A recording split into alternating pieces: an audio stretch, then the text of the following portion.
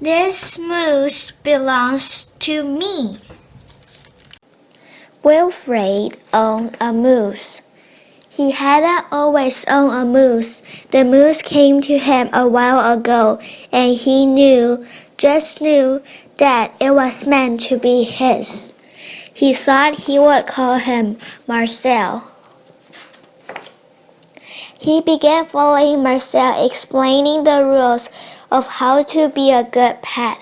Much of the time, it seems as though the moose wasn't listening, but Wilfred knew he was, mostly because he followed Rule 4 very well, not making too much noise while Wilfred played his record collection. Sometimes the moose wasn't a very good pet. He generally ignored Rule 7, going whichever way Wilfred wanted to go.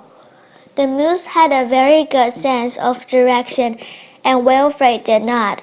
And because the moose was particularly poor on Rule 7, Section B, maintaining a certain proximity to home, Wilfred quickly learned to bring some string along on their outings, so he would find his way back again.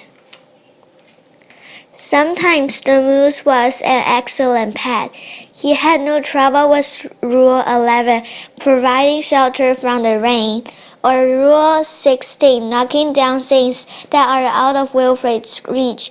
Good work!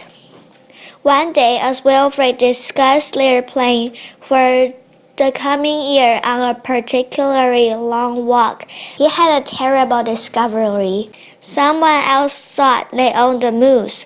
"Rodrigo, you're back." Wilfred was dumbstruck. This moose was Marcel, not Rodrigo. The old lady was mistaken, and Wilfred thought it only proper that he correct her. "This moose belongs to me," he explained.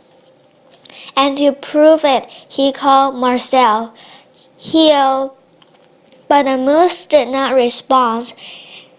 He seems more interested in the old lady. "Good, Rodrigo." Embarrassed and enraged, Wilfred rushed off for home. Fine! But in his haste, and miles from anywhere, he tripped over his string and got tangled up. And there he lay. Wilfred was beginning to get a little bit worried. It was past his home time now, and the monsters would be out soon. He had just ruled out the last of his options. "No problem, thanks," when along came the moose, and performed Rule 73 brilliantly, rescuing your owner from perilous situation. All was forgiven, and perhaps Wilfred admitted he never really owned a moose.